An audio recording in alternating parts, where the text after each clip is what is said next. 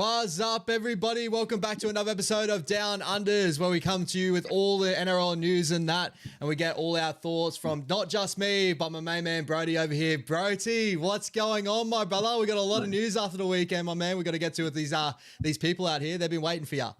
Yeah, it's been a busy weekend, man. You know how it is. So, not only footy for the NRL, but myself. So, we had a good dub. We had a really good dub. May as well get straight into it, my brother. Let's switch it over, bro.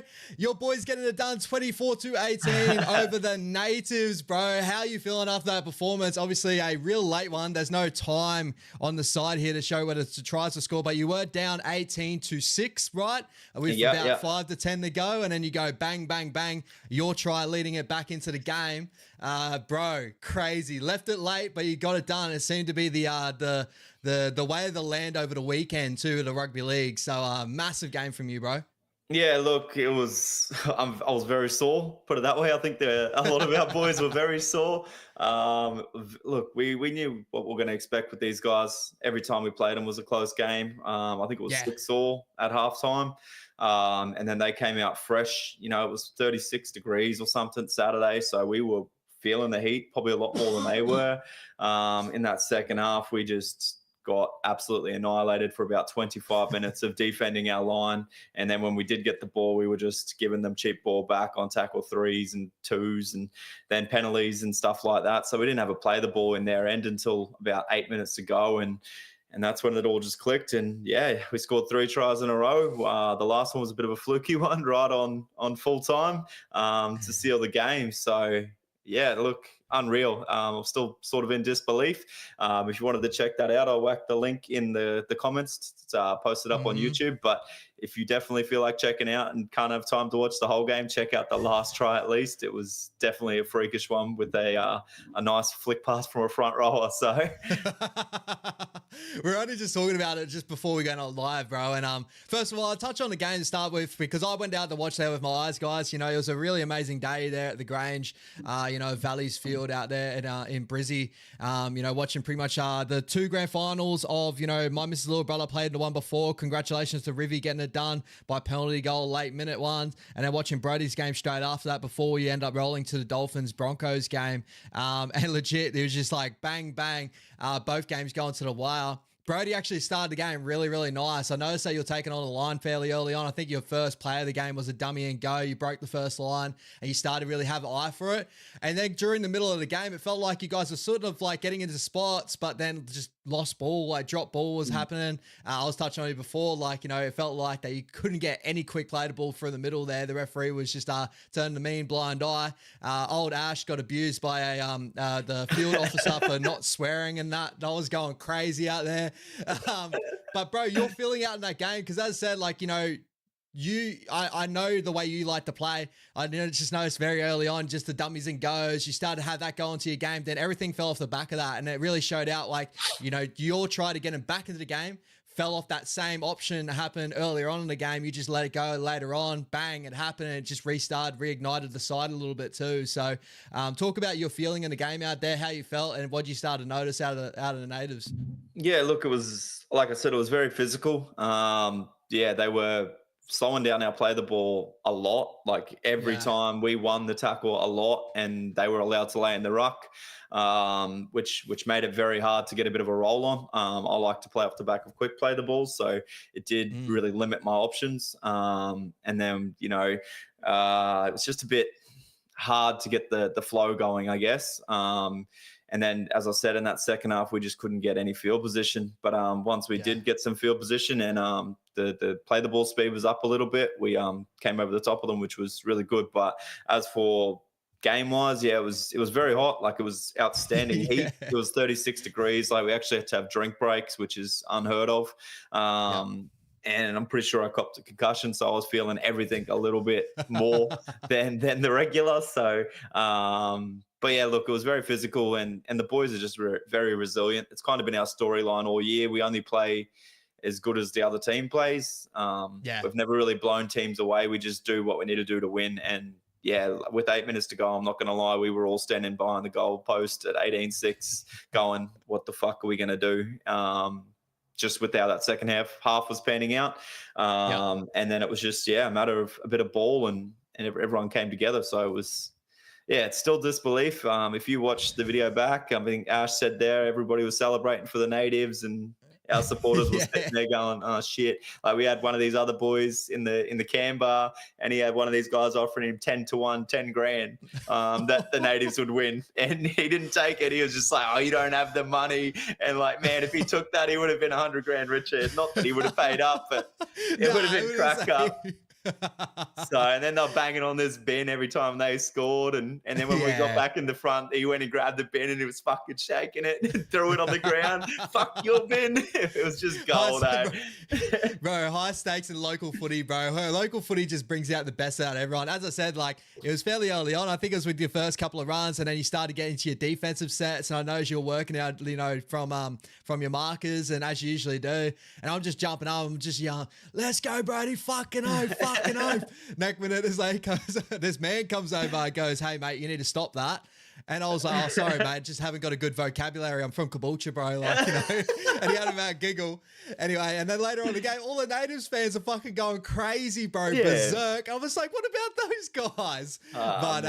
Guys, I honestly, when Brody puts the link into the chat or the in the comment section after this, guys, go check it out, please, because there's a cold moment in this game too. 18 all, was it 16-18? You were down 16-18. Your kick to come. I'm pretty sure it was to go 18 all. And that was to go literally just to 18-12. Was it 18-12? Yeah. So I wanted to rub it in nice and early and. So there's a mad cold moment. So then it was 18-12. Brody kicked to come, to get it. Well, it was to get it 18-12, right? Like it was to get it 18-12. Yeah. And he was getting fucking burnt from the back end from like all these fans just spraying the fuck out of him, hoping he misses it. And the old turn and shush while he slots in the middle of the post. That is the best moment, bro. That's the one big moment I took out of that game, bro. Yeah, look, you got to give it to him, I guess. And sure enough, they'll quiet on the next one. Even though it was only in front. That's a mental one. Guys, go check it out. Honestly, one of the better games and all that. Quickly, guys, I want to thank everyone for turning up tonight too. Obviously, Daniel Berry, Jacko, good to see you here. Tahi, bro. Riker, Greg Hook. I do apologize. I wasn't able to get onto All You Can Eats last night. I've obviously been a little bit under the weather, as you guys know, but we are back and we're ready to do the show of Down Unders. And obviously, a really good news story, first of all. One of our boys here, Brody, getting the win in the grand final. So shout out to him. But may as well start talking about the footy, bro, because, it wasn't just your grand final. That was a banger of a games of the weekend. There was a lot of really, really good efforts and none more than, obviously, I really want to touch on my Warriors getting up this weekend. For Shaun Johnson, last game. Did you get to see much of that game, bro? Or was it all, full party celebrations there? Oh, look, it was party celebrations, that's for sure. But I did get to tune into a bit of it while we're having a bit of a feed and debrief. Up at the club there. But when I did stop watching, I thought the game was gone to the Sharks. Like I thought they were up and gone and I got a bit of a pleasant surprise. Literally checked the webpage again with like 2 minutes to go and seeing like the Warriors on the attack. And then I chucked it on, seen the match winner. And I thought, oh, what better way to send out Shawnee? Well deserved, especially coming off the back of his play and his little breakdown of that set. I've seen as well, which is outstanding. So he's got a great mind for it, and the Warriors are going to have a great half coach in the future. Yeah, I do believe that's probably a really good place to have him come into the future. Hopefully we do keep him around the club and all that as he kind of entailed. And also for him to build maybe like a halves program, and that will only help, New Zealand halves coming through. And it would just be the new generation to bring to Warriors into a whole new generation as well. But touching on the game, because the guys, I don't think you get to hear a lot of my thoughts overall on the game. Like, honestly, we didn't perform that well. We started the game fairly well. Defensively, we were well off the pace. We allowed, the Sharkies to score, obviously, good 20 odd points on us. Just looking back on it, was it 28 points on us. It was 22 points before we ended up trying to bring it all the way back, and we ended up getting in front. Then the Sharkies scored again. I was like, fuck, we got to get this done. We started to turn it back on, which was great to see. And then Shawnee was just, pretty much just Shawnee ran back the clock of last year, Shaun Johnson. It wasn't, we saw vintage Shawnee in that game. That first try assist with Luke Metcalf. Great to see him down the edge, dummy and go. Back on the inside, Luke Metcalf, the speed, the burn. And then we're starting to look at, like, when we turned the clogs over and Shawnee was starting to get into it, he started to obviously notice he was making things happen on that right edge. So we just kept fucking peppering that side. Obviously, the little controversial call of Ito getting sin binned, obviously, with, you know, the high tie. I didn't think it was a sin bin, first of all. Obviously, I'm guessing when it came down to it, ended up being, you know, 3 consecutive moments and all that. And I feel like Dylan Walker was going to blow his fucking load if we didn't get a sin bin out of all those, like, highs that we ended up having. And even, like, you know, we'll touch on the Dolphins game after this, bro, but watching that game as a Warriors fan and just noticing fucking the amount of head highs that got sin bin, I'm just like, where was our fucking sin bin the other week? But nah, don't know what you're talking about, brother. But it was great to see we got it done, and, like, you know, we should have played with that energy probably more so during the year, but obviously it was just good to see Shawnee go out as a winner, bro. But you get to touch on anything more that you really want to touch on with that game? Luke Metcalf looked alright, had a nice cutout and stuff, but yeah, I thought, yeah, the boys turned up in the last moments, which was great to see. No, look, I didn't get to like I said, I didn't get to watch too much of it. I did see the nice little show and go from Shawnee and to set up Mets back on the inside. And you love to see that, halves backing each other up. It's signs of good chemistry in your team. But yeah, I did see that Shawnee had an absolute stellar of a game, and which better way to send him out, because he did try so hard in that Doggies game, but maybe tried a little bit too hard. He wasn't relaxed. Yeah. There was a bit too much pressure there. So whereas this week it was nice and relaxed against his old club, yeah, he looked great, and the boys really turned out for him. So it's great to see, and I'm sure he's going to be, as I said, great coach towards Luke Metcalf and Tamare leading into next season. So yeah, and those the obviously the post game, all the little, like, media and stuff, he's pretty much ran into depth about all his thoughts and stuff. Like he said, like, this week was just about footy, and it let off all that pressure. He was just going out there and have fun. And when he first sat down in the press conference after the game, he pretty much was like, well, you know, tonight, yeah, just all the pressure was off us and stuff, but he would have been happy if they, like, when they got to the point when they end up, like, looking like they were down, they were like, you know, I was going to be happy just seeing the boys, just that effort they put in, but obviously going the little bit further over and getting the nice win, obviously, is a big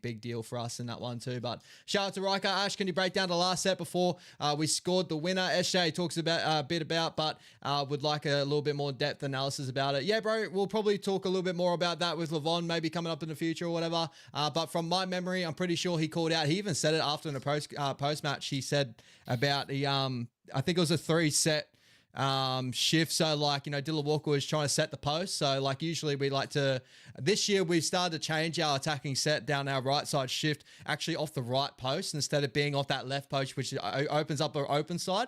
So I think he was just trying to he was telling Dylan Walker to get him into a spot which he was going to be on that, you know, obviously after that 4-man, get him on the outside and then really, you know, work off the back of that. Noticing during the middle of the game, I think Tane Tuapiki was getting shut down quite early from Stone Street. He was just shooting up as high as he could. So obviously that cutout option had been there earlier on, or they were going to look at that option. But I felt like Stone Street actually defended this set pretty well. He actually backed off, but it was actually Dallin, the way he cut back on the inside off that last, like, a big cutout ball was really what won it over. It was a good ball from Shawnee, but a really good movement from Dal, and it kind of showed a team play more so than just a Shaun Johnson brilliance. Like, I think it was a bit of everything in that play, so shout out to him. But that's what I got out of that one, my bro. Again, bro, you haven't got much else to add, obviously, there? Nah. Nah, sweet. And Tans, what about SJ pulling out the touch moves? Finishing his career the way he started it. Hey, that's it, eh? If he blows his hamstring out, I guess he's got nothing to recover for. Talking about, we may as well talk about the game that was before that game anyway, of the Dolphins winning 40-6. I got to watch this one live. Brody, you would have been in full string of celebrations in this one though too. You would have been celebrating both the Dolphins smashing the Broncos, but also your grand final victory too. Yeah, look, it was on in the background as coach was making his speeches back at the clubhouse, and I was laughing my ass off about the Broncos choking the final spot. So, man, Herbie Farnworth was absolutely outstanding. That dude could probably play fullback, just for the fact that no matter what side of the field he's on, no matter what he's doing, as long as his hands are on the ball, he's outstanding. Yeah, that's killer. When they're on, they're on. Bro, 287 meters out in that wing, you know, a couple of tries, like had multiple moments in that game, multiple big line breaks. I don't think he missed a tackle in that game from memory either. Just double checking the stats here. 16 tackles made, no misses as well. Like it's just a complete shutout. Like I'm pretty sure he came up against Selwyn Cobbo's side as well. You know, Selwyn Cobbo probably had an okay year in that center position, but just outclassed by such a better player in that center position there of Herbie Farnworth, and Herbie obviously carrying that, the divots of like, you know, moving on from the Broncos and had something to prove. And he definitely went out there and proved it over the weekend. I thought it was absolutely stellar, bro. He was unreal. Yeah, statement made. I've said it all along. To me, if I was the Broncos, I would have let potentially Tony Staggs go and kept Herbie out of those two. Yep. And yeah, I guess the Broncos are paying for it now. So 100%, bro. 100%. Other big notable names in that game, I thought Maxi Plaff, watching him live, like the work he gets through. Like again, me and Brody have actually watched him live multiple times, and he's a guy I watch really closely. His work from the middle, he is outstanding, bro. He is so good. Good to see Marshall King back off the injury as well. And Jermaine Asako, bro. I think like a guy that obviously, you know, he's had another good year. Like he probably hasn't been the same as last year. I thought last year was a standout year for him last year. This year's been a fairly consistent year for him, but just the moments that guy can come up with, obviously scoring a try in this game, but his goal kicking, like his conversion rate is just on a different level too. I thought he was outstanding, but you know, did you get to see both the sin bins too, my bro? Your thoughts around that? I didn't see the sin bins in this game. No. I'm not too sure what happened there. Yeah, so the first one was a little bit of a latish hit, Felice Kafusi on Adam Reynolds, as I'm causing Adam Reynolds to go off with the HIA and him getting sin bin for it. End up getting off with the charge too, I did see. So that's an interesting one. I did see that though, yes. Yeah, I did see that. Yeah. And the other one was Xavier Willison, a little bit of a higher shot on, I'm trying to think from memory who it was. And I just remember that the atmosphere there at Suncorp Stadium was like mental, bro. Like they were just calling for heads, and it ended up being a lot of Dolphins fans that were going hectic. Like I'm pretty sure I'm watching Adam Reynolds getting heckled down the sideline too when he's went off his HIA. He's spraying some people. It was great to see, bro. It was such a good contest to watch. Definitely killed me for the weekend too. Anyway. That's gold. It must be you know, Dolphins house now, especially this season. They won't get a finals game there, but if they make the finals, but that's going to be weird. Suncorp without a finals game. Wild, right? It's going to be wild, man. Hopefully the Dolphins make it in so we can get to see like a Suncorp game. I think it would be have to do. Actually, what position? They won't get one, brother. 5 and 6. And then top 4. Would they get the one the next week after? No, that'll be the top 4. Nah. Yeah, shit. That sucks, man. We won't get to see a fucking finals game. That sucks. It's a strange one. Suncorp's going to be hosting the Union, and that's about it. Shout out Broncos fans in the chat. Huh? We got GT, bro, with the best center combo, Herbie and the Hammer. I thought the Hammer played well on the weekend too. He was really solid, but you know, Herbie's unreal. What other centers combinations could you throw up for yourself? Obviously, Stephen Crichton's a big one for you, but would you have the doggy centers up there? Who else? Oh yeah, the doggy centers, bro, killer. The Broncos centers on paper should be killer, but they're just not. You know, the Shark centers are pretty good. Iro and Ramian. Yeah. Solid. Panthers have been a bit lacking this year. Yeah. Knights with Gagai and Best when they're both healthy. Yeah, they're both on. Yeah, they're good centers. Jacko here with Suli'i and Manu. Yeah, that's a Suli'i and Manu. Yeah, that's pretty stacked. I guess the Rabbits yeah, the Rabbits, if they had, you know, White and Campbell Graham both fit. It depends. Yeah. Depends if you're talking about their proper centers or their ring-ins. Yeah, exactly. And then also, you know, off the top of that too, like, you know, looking at best centers in the game, you'd probably say Stephen Crichton's now taking that top mantle of probably the best center in the game right now, most consistent defensively and in attack, had some big moments. You'd probably go Joey Manu next. I'd probably say he's probably next best, and then maybe Herbie Farnworth, or would you say Herbie's probably stepped over Joey this year maybe? Nah, look, it's hard to say that right now. Joey Manu's so good for so many reasons, and he plays so many different roles there at the Roosters, whereas if he was just playing only center, like, you know, he got bounced into the halves on the weekend. So if he was solely only focusing on center, he's still pretty much up there as the top. So Herbie's definitely, man, top 5 in such a short career already. So crazy. Yeah, there's so many good talented centers though, and then it depends on the system you put them in as well. But yeah, they're the ones that are really proving that are Herbie and Stephen Crichton this year, because they're coming from teams that aren't so dominant, and they're making them look pretty dominant, and they're being very dominant in those teams. So yeah, that's the difference I think between Joey Manu and those two. Would have to be the Daily M centers of the year, would you reckon? Oh, 100%. Herbie Farmer, Stephen Crichton for sure. Yeah, definitely. We'll do a predicted Daily M next year. Yeah, next week. Yeah, 100%, bro. 100%. Let's do that. But we'll also, because that's actually one thing I did want to touch with you as well. You know the whole thing about some Daily M positions, obviously rookie of the year and all that. You can't be suspended for a decent period or whatever before you get it. I think there's a suspension thing on it. We'll probably do it as in our best players overall, not our predicted what's going to happen to guys. So I'll let you guys know that in future. But yeah, your thoughts on that rule? Like, I understand best and fairest and stuff like that, but someone like I saw the argument of Lockie Galvin maybe should have been pushing for a 5/8 of the year role this year, but because of his hip drop charge early on this year, he doesn't have a chance. And same with Rookie of the Year, he won't get Rookie of the Year this year because of that. Apparently, what's your thoughts there? Look, I think they should have it hinder the Daily M, but not positions. I feel like if you.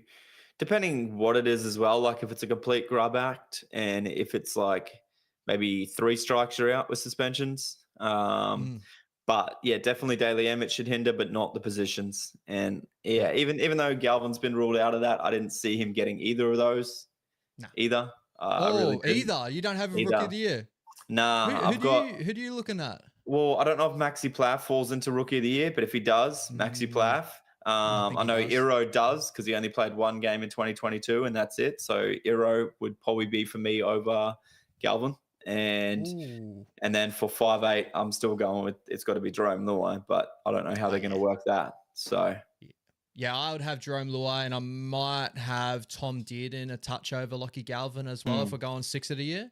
But Rookie of the Year, I actually looking at Lockie Galvin as rookie. I think that what he's done in an underperforming West Side and statistically, I think he's top 5 of try assists and stuff like he's actually having a solid year statistically this year too, which is really crazy. But I could see your argument. There was also Far Longo. You can't really have him there because he's been in and out of first grade and stuff like that. I'm trying to think of other names you could throw. Ethan Strange, but Ethan Strange, he's fallen off a little bit late. Yeah.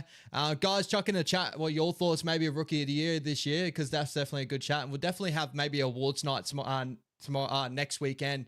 We'll do our team of the year and all that sort of stuff, and we'll go with that. Jacko here, he said Calvin, Rookie of the Year. So, shout out to Calvin. And then, Krishan, what's happening?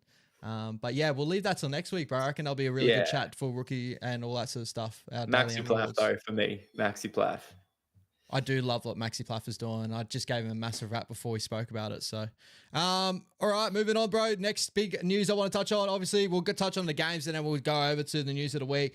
So the Raiders getting it done over the Roosters. Obviously, we've been touching on the Roosters a little bit in the show, whether they are maybe contenders or not. We're just definitely we're both on the same sort of fence of we're just not seeing it from the Roosters this year. We're they're unreal against some lower tier teams, but when it comes against some really good squads, haven't got it done. Now with the injuries of obviously Walker, Brendan Smith, the multiple outs, Victor Radley's also out for the rest of the year too, bro. It's pretty much a line through the Roosters as well.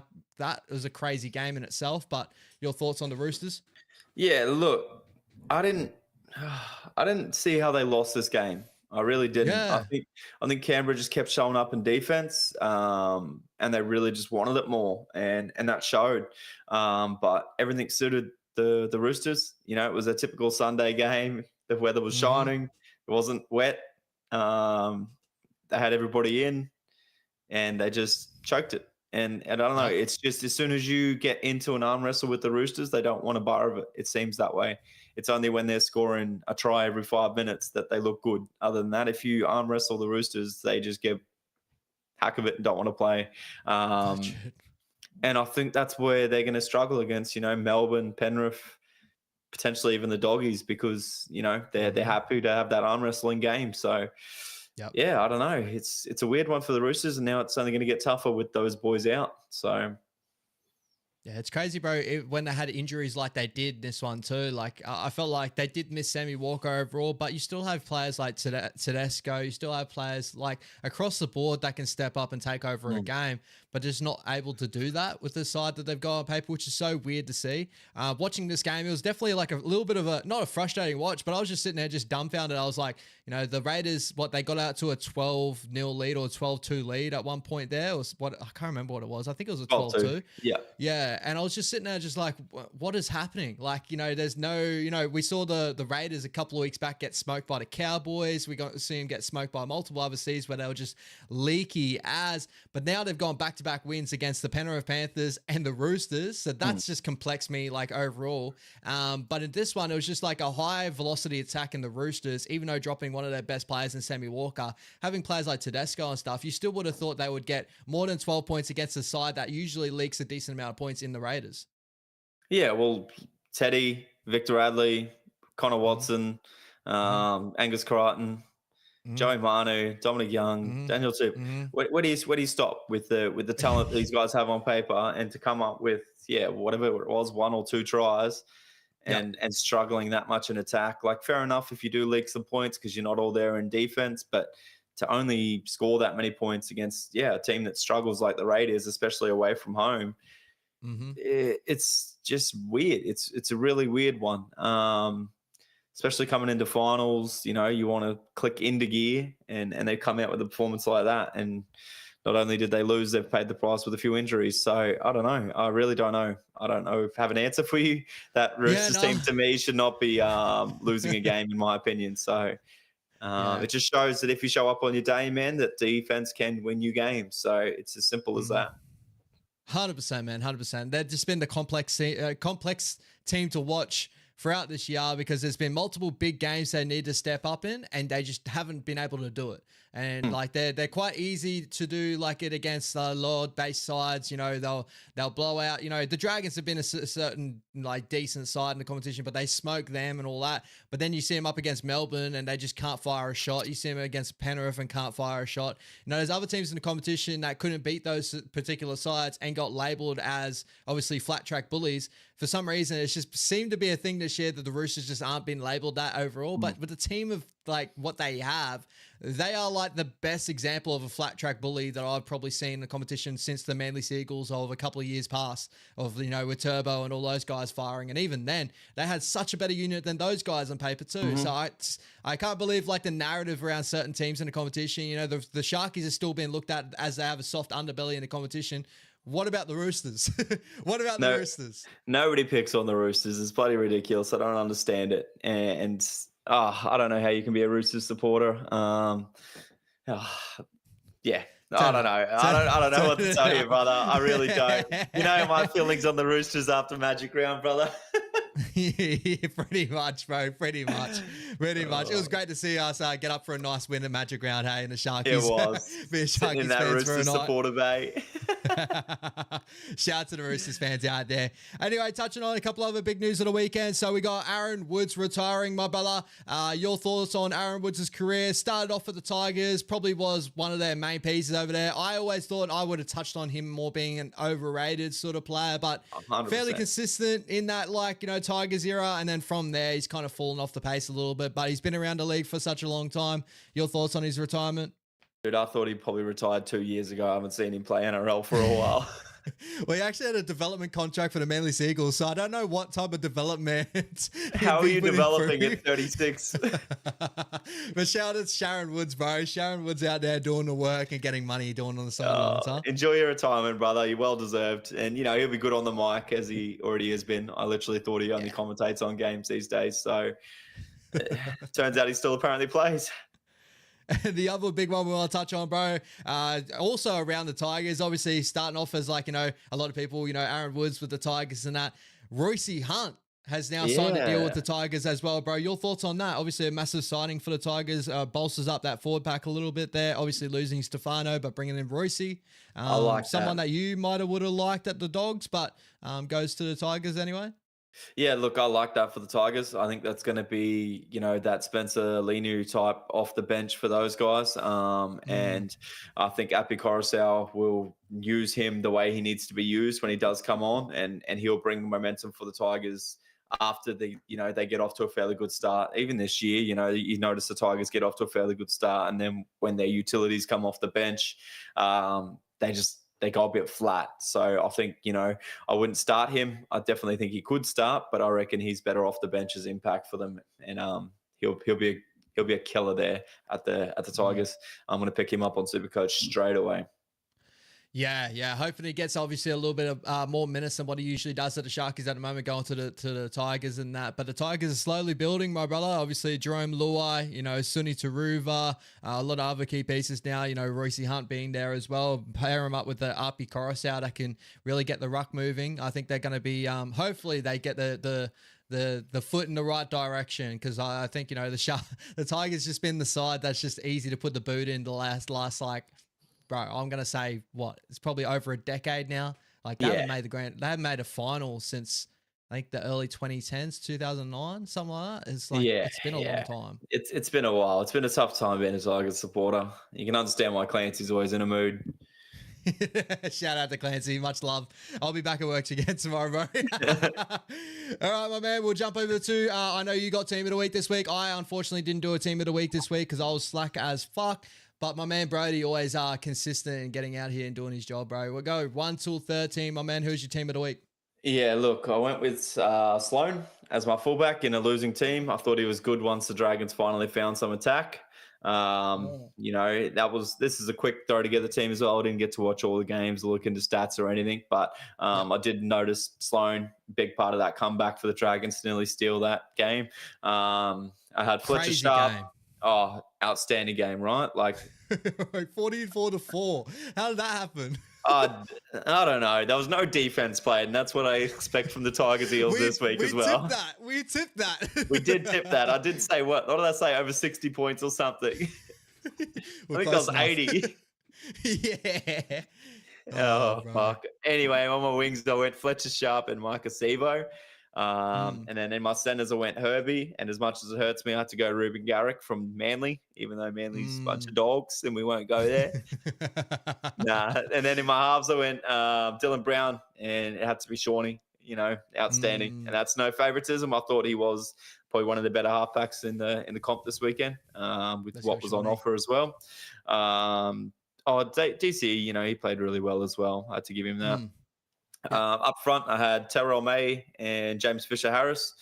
My hooker was Wishard filling in there. That dude can do it all, eh? He can do it all. I don't know what team should pick him up and where you play him permanently, but man, he's proving that he could be a starter in any role and take a team deep into finals. So anyway, in my back another row, one on the Storm, bro. They got another one on their hands, huh? Oh, and they'll hold on to him, because he just loves that. He loves that type of shit around that club, I reckon. I reckon he's a pest too. I reckon he's one of Bellamy's pests. 100%. In my back rows, I went Jacob Preston and Dylan Lucas. And in my lock forward role, I pretty much just leave this name here as Isaiah Yeo. It's kind of hard to ever go past him. Paddy Carrigan had a good game in a losing team, but Isaiah Yeo, man, he's just a different level.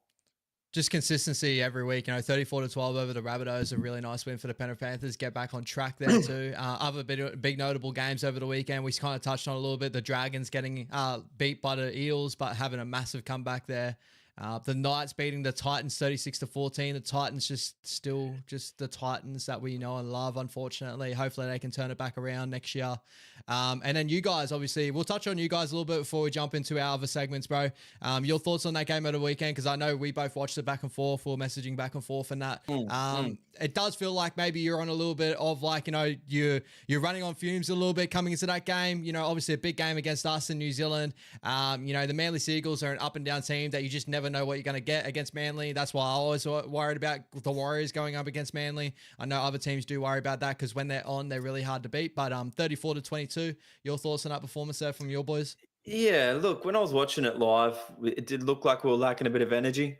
You know, our back five weren't really as dominant, and this is not taking anything away from Manly. I thought they did a really good job defensively. Their forward pack was on one, and it kind of complemented their backs for a change. Normally, it's their backs just carry them across the line by scoring a lot of points, and they leak a lot of points as well. But I thought they were on one. Their forward pack was just out muscling ours.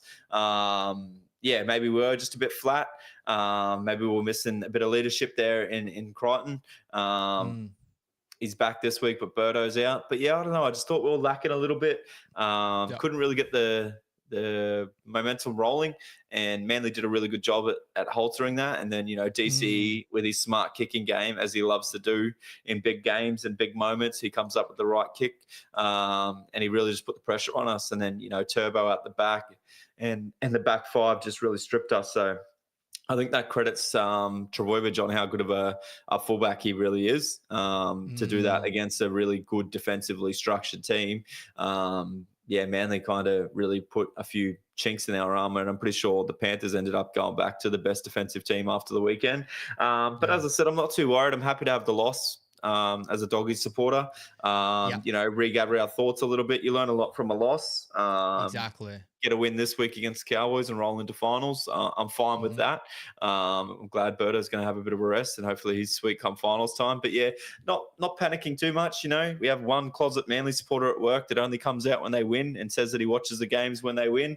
Shout out to you, Nadeem. So sure enough, he texts me straight away, buddy, Saturday. Oh, I gave you a day to recover. What happened? Don't worry about it, mate. I'm surprised you even knew they played and won. So look, come finals time, we play Manly, especially no Trbojevic. Easy dub, you know, easy dub. So I'm not too worried at all as a Doggy supporter. I'm still happy with the season, still loyal, and I still think, you know, we'll probably get at least into the second week of the finals. I'm pretty confident on that.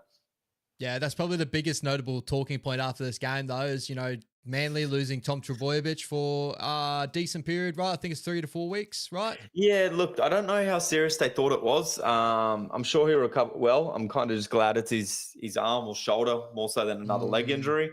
And then he's just got the split on his eyebrow. It wouldn't surprise me if he's ready for week 1 of finals. You know, they might just play him since it's a season on the line. But yeah, they reckon it's not as bad as it first looked. So I think he'll be all sweet come that first week of finals. They'll probably just rest him this week. And then see who they're up against and go from there. Yeah, just seeing players like that just go down, bro. Just like, you know, a guy that has a track record, you're just kind of like, oh, not again, bro, not again. But with you guys, like my sort of thoughts on it, like, yeah, like you guys look like attacking wise, you're starting to strip them a little bit. Like every time you went that left hand edge, you were kind of finding a lot of moments there. But unfortunately, I felt like there was a couple of errors that did come into your game a little bit. And yeah, you lost that little bit of like that extra piece. And I think that players like Taniela Paseka for the Manly Seagulls just having a roll on for the middle was it was a little bit tough, you know, to really handle in that game, which it was one of his better games that I've actually seen him play, Taniela. He looks like sometimes that he's going to step up to the plate. Sometimes he doesn't. But in this game, he definitely stood up to the plate. But I wouldn't be too worried if I was a Doggies fan at all. Like, you know, a 34-22, like it could have been a lot worse. At one point, I think you're down 34 to... yeah, we're down by a bit. Yeah, we had to work our way back into the game and made it look pretty respectable in the end. So, yeah. You got fight, you still got fight, and that's all really that matters. And when you come into finals time, you know, it's going to jump up a whole new gear, but, you know, we'll have to see if the Doggies can jump up with them. But, you know, shout out to Jazzy, Ash. I think Brody deserves an emoji. Hey, we'll get that sorted, my man. I'll get Brody to take a couple of photos and that, and we'll shape something up for our emojis there in the chat. Shout out to all you guys in the chat. Photos? Jeez, you normally have to pay for those, Jazzy. Yeah, jump onto Brody's OnlyFans account, guys. Just link in the description. Nah, joking. Anyway, bro, we'll jump over to some of the new segments that we got coming on. First of all, your segment that you got bringing up this week, bro. What do you got? Yeah, bro. Yep, I've got Would You Rather. So jump along there in the comments and let us know who you would think. It's kind of hard this week. I was just trying to think of like really good matchups, and sometimes it was just a little bit too obvious on who you'd pick and stuff like that. So I was like, no, swap that dude out. So, all right, let's get it started. I've got 4 for you tonight. All right. Beautiful. So we're going to start off with our center one, and we're going to go with Joey Manu, Stephen Crichton, or Greg Inglis. Oh, you got to throw GI up in that one. Yeah, it's a tough one. All right. So this is just for, yeah, right. I would choose GI out of all three. And mainly because, like, I actually think Stephen Crichton can get to that level to where we all look at him at the, like, you know, it's kind of tough to say these days to be like, you know, when he's so young into his career, even though he's done so much, to be like he could compare with GI. But I actually do think that at the end of his career, he'll get to a point where we can look at like comparing him to someone like GI. I think like athleticism, I think GI probably has him covered as in the fact of like that explosiveness that he has. Critter has that a little bit, but not to obviously the GI level sort of thing. Joey Manu's the one I'm kind of pushing to a side a little bit at the moment because there's been amazing moments of Joey Manu and Joey Manu showed out in that, but consistency, I'm looking at someone like, you know, a Stephen Crichton that's a multiple premiership winner now. He's had big moments and not just, you know, state of origin, but grand finals, and every grand finals he's been in, he's had big moments in. And that's where I kind of pieces it now to him versus GI. And for me, looking at what GI did for us in Queensland for those years, he was a major key piece for the Rabbitohs for their grand final, even though playing fullback in that position. But I think we all agree that GI was such a good centre, probably one of the best centres we've ever seen. I'm going to go GI there, but I think it's going to be a closer argument later on down his career for Stephen Crichton. I just think right now it's a bit tough to be like Stephen Crichton for sure. You know what I mean? So I'm going GI. Yeah, look, just the physical dominance of Greg Inglis as well. You know, like as good as Stephen Crichton is shaping up to be, yeah, like GI was a different level. If you see GI in front of you, man, you know you're in for a fucking long day on that field defensively. So, yeah, I agree. I think it's got to be GI as of right now. What would you do if we added in, let's say, Latrell Mitchell at centre, and then even add in, so we go Latrell Mitchell, Stephen Crichton, GI, and Israel Folau. And these are all just athletes. It's still GI. It's still GI? It's still GI. Where would you hold Stephen Crichton in that argument, though? Better than Latrell at centre. Better than Latrell? Yeah. It's tough. I think so. I think so. Just defensive wise, you know, Latrell had his queries at centre still. And then just work rate, you know, Latrell still had his queries at centre. Whereas, you know, Stephen Crichton's happy to do that defensive work and that work rate. So I've still got to pip him over. Israel Folau, I've still seen him a better winger than centre. Yeah, than a centre, so, yeah. So that's a good one though, bro. I love that one. Yeah, sweet. All right, my next one. Benji Marshall, Cameron Munster, or Brad Fittler?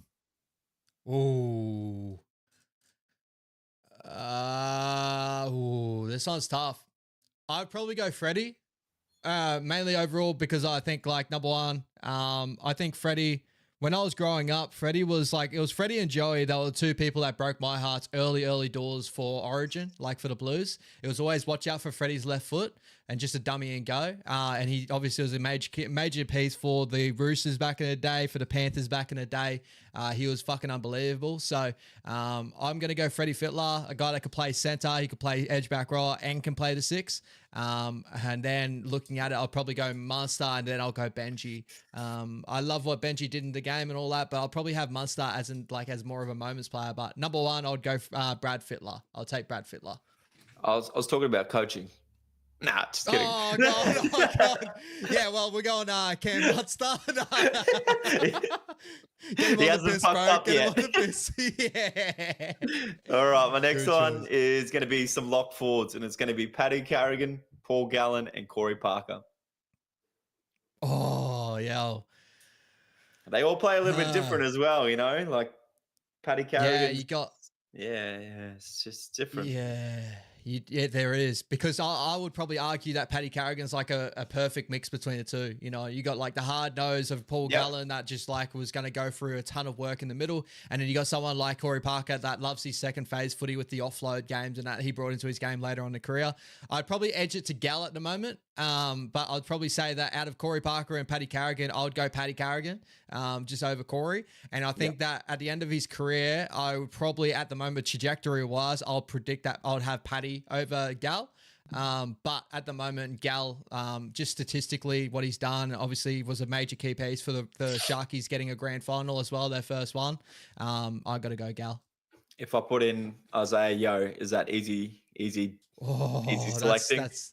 I'm going Isaiah Yo. Yeah, I'm going. You kind of Isaiah have Yo. to, the Overall premiership speak for themselves. Exactly, and he's a major key piece to that, right?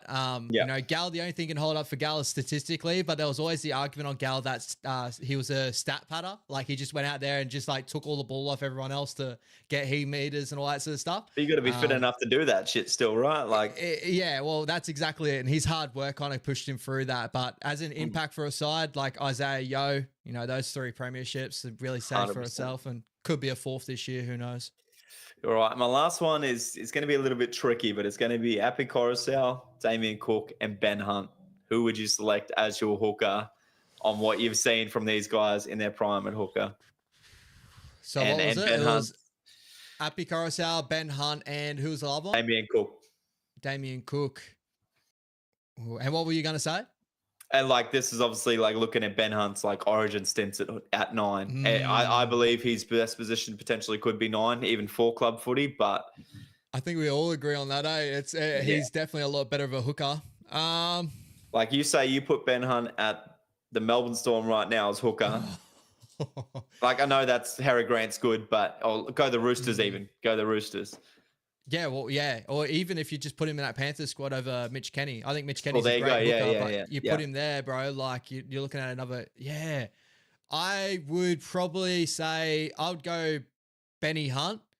Moments. I think moments speak volumes, in Origin. The amount of big moments he had in Origin in the big, that obviously the biggest moment, that game-winning try on Nathan Cleary's chip and chase. He got it from the middle, nice chase down and that. But if I'm looking at the other 2, I'd probably go him. Then I'll probably look at Api Coruscant. Then I'll go Damien Cook. I think Api Coruscant is just shaped over Damien Cook currently. I think that with what he's done for each side he's gone to, and he's become the best player out of it. I know Damien Cook, unfortunately, hadn't had the chance to do that. He was at the Doggies to start with, but went to the Rabbitohs, and he's just played out his career at the Rabbitohs like that. But I think that Api Coruscant, his deception out of ruck. Defensively, Damien Cook probably takes him out, but yeah, deception out of ruck, what he's done with the side. He unlocked that Panthers side to win them their first premiership, so I've got to go Api Coruscant. But yeah, Benny Hunt, Api Coruscant, Damien Cook. Speaking of moments, how's Ben Hunt's moments kicking off or catching kickoffs? At halfback. Hey, the hooker goes back when the halfback's a goal kicker, brother. Oh, fuck. Just don't get him off catching kickoffs, bro. I'm going Api Coruscant over Ben Hunt still. In my opinion. Yeah. Only, the 2 premierships and just proven. I know Ben Hunt's killer at Origin. But, Queensland have done some really, Callum Ponga's played good at lock for Queensland, but you're not going to say he's a great lock. That's true. That's all. Ben Hunt does kill it at hooker, and I do think hooker would be his possessed position. I'll be interested to see him play that 4 club to really hinder this argument a bit more. But for me, it's got to be Api. If I was picking right now, I'd say these guys in their prime. If I had to choose, I'd say Api Coruscant would be the guy I want to build my team around. Yeah, I do love that. And people do forget the years before he actually unlocked DC and the Manly Seagulls in that period there too, before Manasi Fainu ended up taking that spot and ended up getting done for stabbing some bloke. So was it shout out to Api Coruscant because, he unlocked multiple different halfbacks and he did it to Nathan Cleary as well. Like Cleary before Api Coruscant was actually, a lot of Panthers fans actually were looking at him and which is crazy to think about, but they were kind of like, move him on and his dad. And then Api Coruscant went there and they started to come together and it unlocked him. And now Nathan Cleary's taken that new step. I think Api Coruscant was a big key piece for that. And looking at the Tigers, it's pretty hard to say, when he's playing with Lockie Galvin, and I'm sure he's giving a lot of assistance to Lockie Galvin and put him on that level as well. So shout out to Api Coruscant. Yeah, for sure. And it's going to be proven once again next year when he gets back alongside Jerome Luai. I think they're going to have an outstanding connection. So look out for that. That's going to be incredible. And having Royce Hunt in the middle, playing off that. Man. That's going to be gnarly. Any more on those ones, bro? Nah, brother. That's all I've got. All right, my man. I should have done a little bit more prep work. I've got to get these names up here, but we're going to do a little bit of Guess Who as a favorite segment of the week, bro. These ones are going to be, I'm going to say they're probably going to be a little bit tougher because you're still knocking them all out of the park. Let's see. But yeah, we'll see how we go here. So the first name I bring to you, my man, he started at the West Tigers from 2011 to 2017. He ended up at the Doggies 2018. Went to Cronulla Sharks 2018 to 21. Went to the St. George Illawarra Dragons 2022. And finished at the Manly Sea Eagles 23 to 24 onwards. Oh, fuck. Tigers, Yeah, Doggies. Tigers, Doggies, Dragons. Mm-hmm. Sharks. So he was Manly. Tigers, Doggies, Sharks, Dragons, then Manly. Sharks, Dragons, Manly. Fucking hell. Also played Origin twice. Played Origin 14 times, sorry. Scored a try in Origin. Played for Australia. Was born in Sydney. That was Aaron Woods. It is Aaron Woods, bro. To tee it up with the show. Aaron Woods, bro. Started off at the Tigers. Played for you guys for a little period, then the Sharkies and that. And we all remember the St. George Illawarra days, the days when he shut off his computer and ran off the line. He was glitched in the Matrix. The full NPC moment. I almost forgot that he played for the Dragons, and then I've barely seen him play for Manly, so that's why I didn't really click on there. Bro, a massive 270 gamer, 30 games off a 300 gamer. You'd think he'd stay for another season on that development deal because he's got a lot more development to do. And get his 300 games, right? If he just played the last 2 years, he would have been there. So, all right, my bro. This next one is also a current player right now too. Obviously, starting his career at the Canterbury Bulldogs, played 14 games for the Bulldogs. He played 1 game for the New Zealand Warriors, and then he moved over to the Manly Sea Eagles 2017 to 2018. And then finishing off, he's currently at the Parramatta Eels 2019 onwards. Morgan Harper. No. Ooh. No. Ooh. No. Ooh. So he was born in Sydney. Started off at the Dogs at 2015. He went to the Warriors in 2016. And then we're going 2017 to 2018 at the Manly Sea Eagles. And it probably had the best time of his career in the Parramatta Eels 2019. Oh, Shaun Lane. Onwards. Bang, bang, baby. That's 2 for 2, baby. 2 for 2. Shaun Lane. I was going to say. Your thoughts on Shaun Lane? I thought... No comment. I thought he played more games for you guys, not neither one. I know. That's what I thought. But obviously, I must have been watching a lot of freaking New South Wales Cup from memory. It must have been. Otherwise, that's all it took you guys to realize that you didn't want him part of your club. There's been a couple of players like that for us, bro, in both our clubs. But shout out to Shaun Lane, obviously playing a lot better right now than he was for us back in those days, right? Well, he did have a good game on the weekend. I'll give him that, actually. They've been playing him more as a middle forward, I've noticed lately too. So maybe that's opened up a little bit. Size of the motherfucker. Do something with it. All right, my bro. This next bloke was born in New Zealand. So he started his career in the Auckland Warriors in 1996. Moving over to the Warrington Wolves. He went to Super League for a year in 1997. Jeez, Ash. Went back to the Auckland Warriors, 1998 to 2000. Then he went to the Dogs in some of your prime years, 2001 to 2003. Just missed out on that grand final year, unfortunately. Then he went to Cronulla Sharks, 2004 to 2006. And he ended his career as a Rabbitoh, 2007 to 2008. He played for both the Kiwis and Samoa. Nigel Vangana. That is it, bro. That is it. Fucking oath, cunt. I was hoping I was going to like stump you a little bit, but yeah, crazy, right? Good old Nige. Yeah, look, I knew that he missed out just by 1 year on that doggy squad because I knew he wasn't part of our 204 premiership squad. And then I remember him going to Cronulla and the Rabbits. And I remember him at the Rabbits because of the old footy Tarzos from the chip packets. I remember getting Nigel Vangana. Shout out to Tarzos, bro. But shout out to Nigel Vangana, one of my favorite players of all time back in the day. Killer, I used to love him, man. Unreal, right? I don't know what his best position was, but he played wing, played center. I'm sure he played a little bit of second row, but I haven't listed him. He did play a little. No, he did play some back row. Yeah. Yeah, I'm sure he did. But 5'8" as well. So maybe he came off the bench as a second row at one point. But what a freak of nature, man. He was unreal. Yeah, he was a killer player. I love Nigel Vangana. All right. This one, I reckon it's going to throw you a little bit. So this is sort of our prime watching football. Start off with the St. George Illawarra Dragons, 2002 to 2004. And then went to Manly Seagulls in the prime of the Manly Seagulls, 2005 to 2013, in that prime. And then ended his career at the Penrith Panthers 2014 to 2015. And that one I totally forgot about. Dragons, Manly, Panthers. He had 10 games for the New South Wales Blues in 2004 to 2009. He played for Australia as well within that period. He was noted as one of the best props in the league at that point. Dragons, Manly, Panthers. Yeah.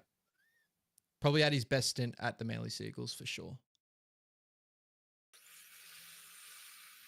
Fuck.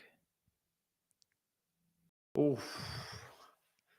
Born in New South Wales. He also played a couple of games for Tonga as well. So he is, Tongan heritage.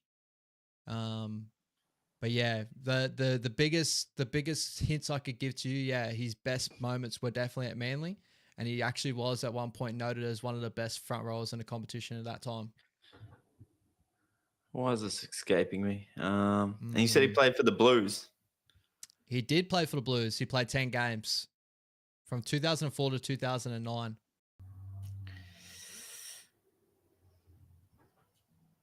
Fuck. As soon as we get this name to you, bro, or as soon as you say it, you're going to be like, oh my God, yeah. It's going to light bulb moment, is it? Yeah, okay. It is. It really is. Guys in the chat, obviously, Brody cannot see the chat currently right now from memory. No, it's fucking blurry as shit. So feel free to jump into the chat, your thoughts as well, because this one, I knew it was going to stump you a little bit. Front row. Trying to think of like the Dragons front rows, and I'm like Lance Thompson, but he definitely ain't Tongan. Was it think of Manly front rows, bro? Just that's the easiest way to do it. I literally can't, I can't think of any Manly players. Was it they had that year that you guys were really competitive against each other? Was that 2012? Trying to think of Manly players that played for the Blues, and I'm like Anthony Watmo, but it's definitely not Watmo because he didn't go to the Panthers. And then I'm like, who the fuck else? And then I was like, Glenn Stewart played for the Blues.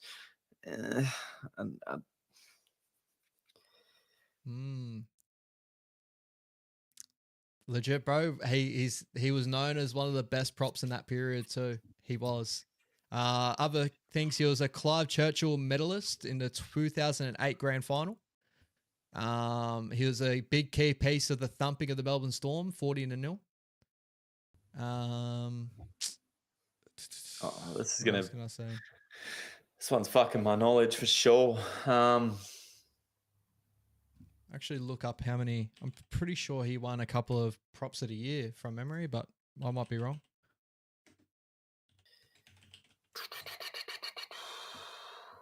No, he didn't. That's crazy. I would have thought for sure he did.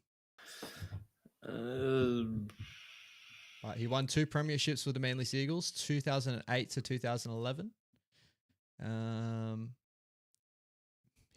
He won a State of Origin 2004. I didn't know that. What do you got, Jazzy? What do you got, Kurt? You guys think that you know? What do you got? Chuck in the chat. You can't see him. I'm stuck anyway. I just can't think. I'm like trying to rattle off Blues players that played for Manly, and I literally can't think of any other than the ones I've named. And then I'm like, I don't know why it's escaping me so hard. I'm listening like Manly. Yeah, good old Manly. Kurt Fleming, you've hit the nail on the head. Jazz, I don't know if Jazz had it. Yeah. I can make that name out now, and I'm like, fuck. What do you got? It's Brent Kite. Yeah, I could see that. It is Brent Kite, my bro. It is Brent Kite. I never would have got that. I don't know why I didn't think of that dude. His name escapes a lot of people, right? But do you remember the best periods of Brent Kite? He was an absolute freak of nature in the middle. Yeah, he was. Look, I wouldn't say he was ever that great. So that's why when you said he was number one, I'm like, oh, really?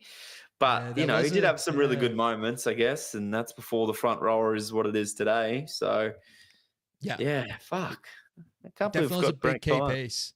Yeah, big key piece of that Manly Seagulls squad. And I just remember back in the days just the raving over him. But yeah, big Tongan boy in the middle doing his job. And the Manly Seagulls, you know, playing off the back of that in their best period, you know, in the in the 2000s. So shout out to Brent Kite. That was a good one. But no more Manly players because nobody gives a fuck about Manly, and that's why I forgot about it. Well, guess what? We're going with another Manly player. Starting off at the Manly Seagulls, 2009 to 2015. Then moving over to the Parramatta Eels, 2016. And going to the Warriors, 2017. And going to the Dogs, 2018 to 2020. Going back to Manly, 2021 to 22. And then finishing at the Gold Coast Titans, 23 onwards. Ooh. And this is a big name for us. That's a lot of clubs jumping around. So where was it again? Sorry. So he started off at Manly, 2009 to 2015. And then he went to Parramatta. Then he went to the Warriors. Yeah. Then he went to the Dogs. And he went back to Manly. And he's at the Gold Coast Titans. Dogs to Manly. Manly to Titans. Yep. Yep. You probably would have loved him to leave the Dogs too.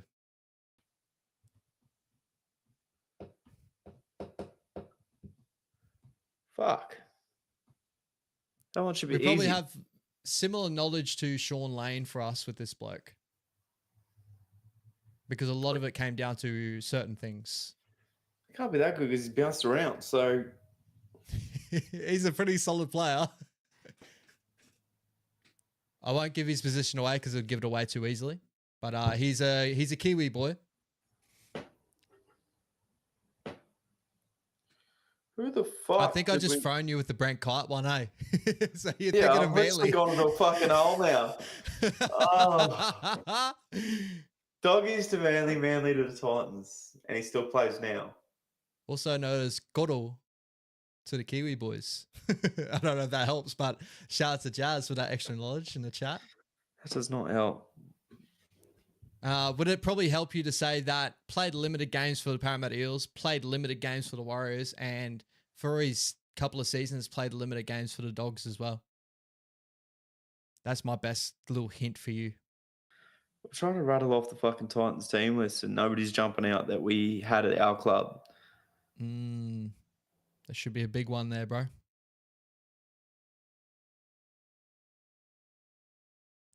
Shout out to Lockie Holloway if he's in the chat. Would love this bloke. Fucking hell. Throwing up all the hits your way, Brody. Come on, man. You got this. I've gone into a bloody distraction. I'll throw you a hint. That's just one that's going to be, maybe it'll jog your memory or whatever. Who knows? But I think, what was it? One of our first Magic Round moments.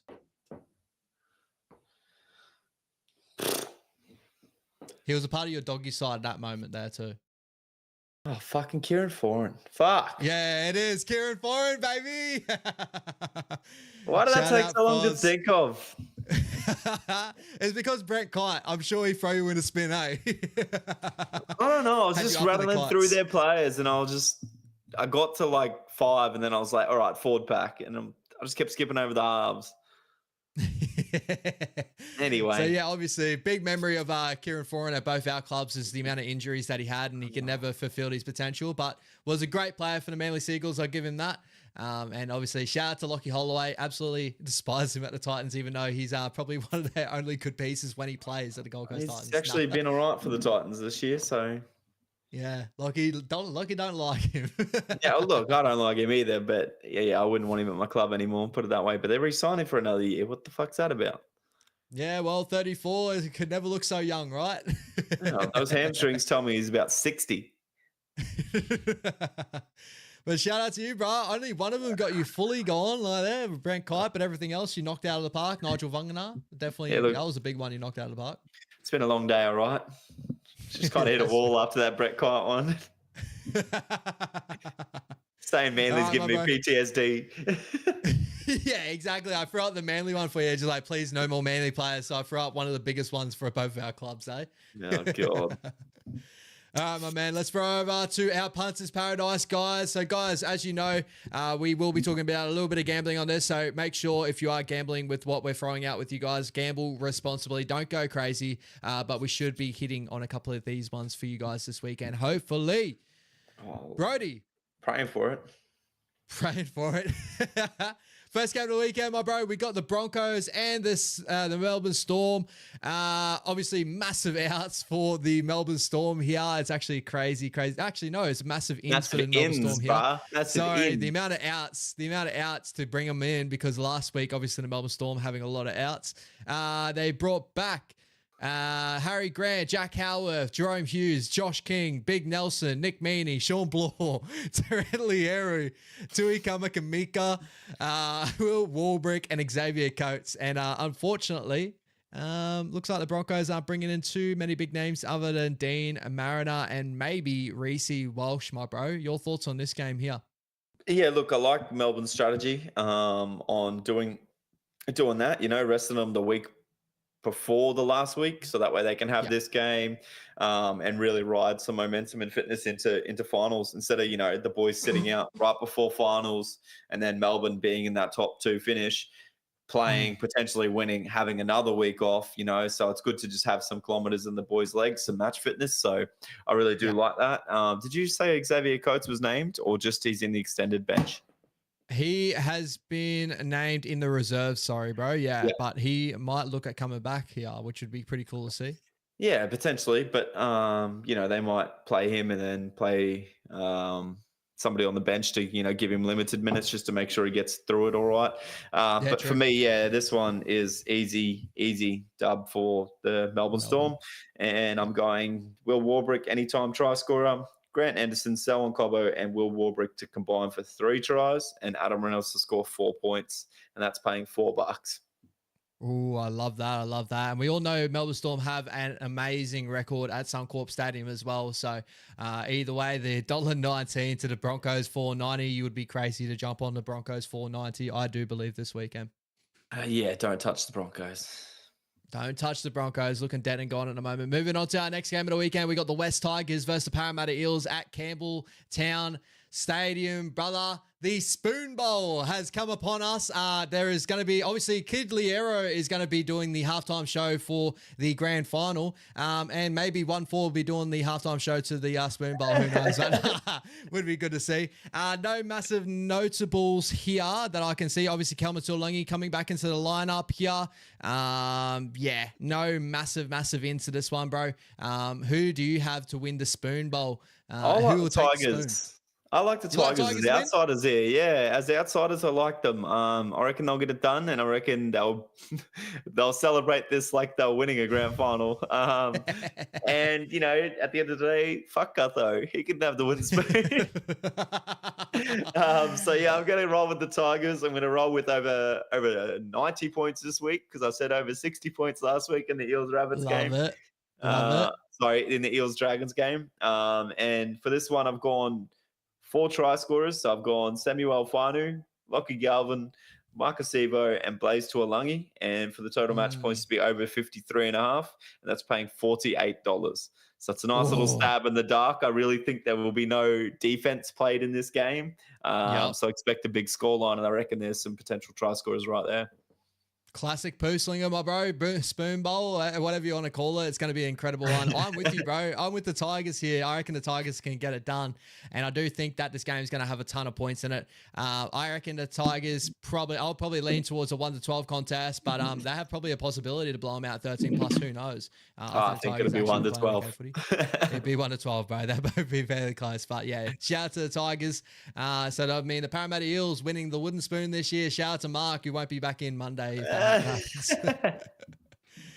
right, my man. So we got the Rabbitohs versus the Roosters. Another amazing matchup for the weekend here at Accor Stadium. Obviously, with all the big notable outs of the Roosters, no Brendan Smith. They've also resting Daniel Tupou, no Nat Butcher, no Sam Walker, and no Victor Radley in this matchup. The only one out for the Rabbitohs, Jack Whiten, has been named out, which I was, that throws a little bit of a spanner for me a little bit. But, yeah, bro, what's your thoughts on this one? Yeah, look, the Rabbits will come prepared They love playing the Roosters. It'll be a fiery game as it always is, but I just don't see them getting the job done, especially with the way their defense has been lately. Expect Teddy to have an absolute blinder, and I think he'll really control the game from fullback. So I think the Roosters will win this one 13 plus and get back on their horse before they ride into the finals. And my bet for this one is it's a nice little one. It's Angus Crichton and James Tedesco. Anytime try scorers is $4.33. I thought that's very good value for a team where, you know, the Rabbits are terrible in defense, and the Roosters are going to be looking at a shining light in Teddy, and Luke Keary will have ball dominant on that left edge. So expect Angus Crichton to be able to crack that line. So yeah, I really like that one. That one's a sneaky little good odds one. So that's a really good one, yeah, because you think that'd be a fairly left side reliant team with Luke Keary on that edge that'll be attacking Angus Crichton. And thinking off memory, it'd either be Cody Walker or Dean Hawkins defending on that edge as well, that halfback. So either way, defensively, they'll probably struggle there a little bit. And then the opposite end, Teddy, bro. Like, Teddy is always good for any time jam too. So I like that, bro. We're both going to go the Roosters. We reckon 13 plus in this contest. 100%. Yeah, bro. Let's go Roosters 13 plus. Next game, the first game of the Saturday, we got the Dragons versus the Raiders. Big notable outs. We got Michaeli Ravalawa and Ryan Couchman. And with the Raiders, obviously, Elliot Whitehead due to the suspension, and also Jordan Rapana. Big notable ins. Ethan Strange comes back into the lineup, which is great to see. Jamal Fogarty comes back into the lineup as well. And Moses Sully is a big in for the Dragons there, my bro. What are you looking at here? Netstrata Jubilee, so it's Dragons home grounds. Yeah, look, the Dragons threw a spanner in my theory for them, losing 2 in a row and having that shocker of a game on the weekend. I think they'll be desperate to win, and I'm going to lean towards the Dragons just because the fact it's not at Canberra. And I think Canberra's played too good the last 2 weeks, and I think we'll see a bit of chink in their armour this week. So I'm going to roll with the Dragons, 1-12. Yep, sweet, sweet. We're going to go, actually, who do I have in this matchup? I'm pretty sure I had a bet on this one overall, so I'll probably run with what I've got there. Did I choose the Raiders? No, I didn't. Oh, I chose the Dragons in this matchup, bro. So I'm with you there. I think the Dragons are going to get it done. I would say with the Raiders at the moment, probably say around 1-12 sort of contest there. But it really depends on what type of Dragons team turns up into that matchup. Obviously, getting a massive spray from Fleno after last week's game, last week's performance. 100%. 100%. Your big game of the weekend, brother. We got the Doggies versus the Cowboys, and obviously no more games for the Warriors this weekend. We are on the bye. Easy 2 points for the Warriors. So I think all the Warriors fans on the Doggies bandwagon, baby, as we are at Accor Stadium. You guys love playing at Accor at the moment. Obviously, 2 big notable outs, Bronson Sherry and Matt Burton, both out in your lineup there, but you bring back one of your big notable names. Stephen Crichton comes back into the lineup. For the Cowboys, we got Finnair Fuyaki, Chad Townsend, and Thomas Michaeli back in the lineup. I don't think Townsend will find it because he's in reserves as well. So your thoughts on both these sides? Do you reckon you're going to get it done in Accor Stadium, or do you think this is a little bit of a trouble game for you as well? Yeah, look, Bronson Cherry and Matt Burton being out is 2 definitely big outs for me. I think, we don't not too much worry with Critter coming back in, but, Bronson Cherry's been outstanding for us all year round. And then Matt Burton, being out, and Drew Hutchinson coming in is a bit of a worry for me. But the Cowboys showed that they just leak way too many points. And if we just back our defense in this one, we'll get home. So, Melbourne gave them a scare with their second division squad. So it's not in Townsville either. So I'm pretty confident that we can still get the job done. I think we could probably blow it out, but I'm going to go with the Doggies 1-12 win. Yep, sweet, bro. I'm with you there. I think the Doggies can get it done for their last game before finals. $1.73 for the Doggies there is not too bad. Against a Cowboys team that can be fairly up and down as well. Next game this weekend, we got the Panthers versus the Titans. Unluckily for the Titans to end the year against the fucking Penrith Panthers. The $7 odds for the old Gold Coast Titans. No Dave Fafita either. Their big juggernaut on the edge does not play this game. So, brother, how do you see this contest going? Panthers, 13 plus. It's pretty simple, right? It's pretty simple, easy. Sorry, Titans fans. It's been a tough one for you guys, right? Tough run. All right, next game of the week. Say less, bro. Say less. Next game of the weekend, we got the Seagulls versus the Sharkies. This is going to be played at Four Pines Park. So obviously Four Pines is a big place for the Sharkies to go. I do think they have a very poor record there at Four Pines, but the Seagulls coming to this game without Tommy Turbo, without Jason Saab. So big ones there. And the Sharkies welcome back Jesse Ramian and Ronaldo Mulatalo. Brother, who you got in this matchup here? Yeah, no Tommy, no win. I'm going to go with the Sharks. Same, bro. I'm on the Sharkies too. I think it's going to be a 1-12 contest, but it really depends on what type of Seagulls roll up, because the Sharkies could probably put a little bit of a scoreline on there and as well. Expect Nico Hines to get 30 Daily M points and take out the Daily M for the year. Shout out to Nico. Good game last week, brother. Shout out to Ali Lanto, brother. All right, so we're both going to Sharkies there, bro? Yeah, brother. Yeah, 100%. Fucking oath. All right, last game of the weekend. We got the Knights and the Dolphins. 9th versus 8th. This is probably going to be the one to figure out who's going to play in 8th position if the Dragons don't get it done very early on. Big notable ins. Looks like Kai Pierce-Paul is back into the lineup. He's in the reserves. He might find his way back in there.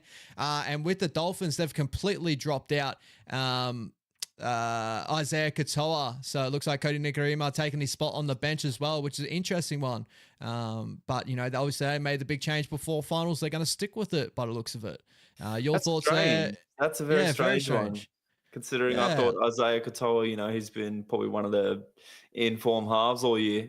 Maybe Bennett's seen something there defensively that he didn't like. And, you know, the big games, they weren't quite getting across the line. And, well, I guess the change on the weekend did work with the scoreline they put on, so you can't argue with that. Why would you change? So, and with that said, I don't understand why the Dolphins are outsiders after that performance on the weekend. So for me, I'm riding with the Dolphins at 215. Yeah, 100%, bro. I'm with the Dolphins here. Even though this is at McDonald Jones Stadium, Newcastle, I do think the pick out of these two sides is the Dolphins coming to this one. I think they're a little bit more red hot to trot. I've just never liked what I've seen from the Knights this season. Obviously, a lot of it comes off the back of Kalen Ponga if he's on form and everything ready to go. Dan Gagai, Braden Best, but they just seem to be very up and down with their halves. Merry-go-round doesn't seem the way to go.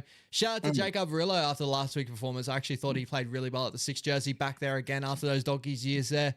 I thought he played really, really well with Sean O'Sullivan. So I'm definitely going Dolphins for this matchup too, my brother. Yeah, he did play well. I thought, you know, Herbie made his job pretty easy, but yeah, he played outstanding. Really interesting matchup. You know, the back line in this one is going to be a great matchup. Really keep an eye on that. I reckon it'll have to be won during the forwards and defense, but yeah, the back line against back line in this one on paper is exciting. I'm keen to watch that one. So yeah, watch out for that. Obviously, you know, going Hemmer and Herbie versus Braden Best and Dan Gagai. It's going to be a killer matchup. Even the wingers, bro. Even the wingers. Greg Marju versus Jermaine Asako, and the other side, Jack Bostock versus Fletcher Sharp, Trey Fuller, KP. Oh, say no more. Say no more. Last game of the weekend. My bet for this weekend too, my bro. My overall head-to-head bets. We're going to go Tigers at 223. We got St. George Illawarra Dragons to get it done over Canberra at $1.60. The Cronulla Sharks 205 over Manly Seagulls, and the Dolphins 216. Multiply that together, we get 16.39 odds. Chuck a fiver on that, $81 odds you get back off that, bro. And I think that's good as chips, mate. I like that, brother. And if you want to be a bit more greedy and go for a perfect round, take those four. Add Penrith in at $1.10. Add in Melbourne Storm at $1.19. Add the Roosters in at $1.23. And add either team 1-12 in the Doggies Cowboys game. And that gives you $43 to the dollar. So if you want to be greedy, maybe play 5 on each. But yeah, I like that as well. They're my tips for the weekend. I like that, bro. Guys, jump on them if you want. And also, if you get up on them, make sure you come back next week and let us know in the chat that you got up on our bets of the week, and we'll definitely be chucking those up. But also, guys, thank you so much for tuning in again. Another amazing show, Brody. Appreciate you as always. Anything more you want to touch on before you jet off? No, that's all, boys. But I'll welcome you guys on the show next week. Ready for finals? Jump on that Doggies bandwagon. So we changed the name of the show next week, or the YouTube channel, to Dogs Up TV. So shout out to Dogs Up TV. Nah, Welcome, guys. Thank you so much for coming through, Buzz Up TV, Down Unders Nation. Appreciate all you guys, and appreciate Brody again. We'll be back next week, and we'll also do a little bit more, as in the fact of we'll do our big awards for the year. We'll also do probably our big predictions for our final series, who's going to take it out, and that we'll probably get a little bit more knowledge of that coming into this weekend with injuries and stuff like that. So remember the link, Tahi, bro. Yeah, I'll send it again. Yeah, just chuck it in the comment section, bro, or even send it to me on Facebook and I'll put it up after the show, huh? Easy, brother. I'll send it to you right now. Beautiful, guys. Thank you so much. Have a good night. Appreciate you. Up.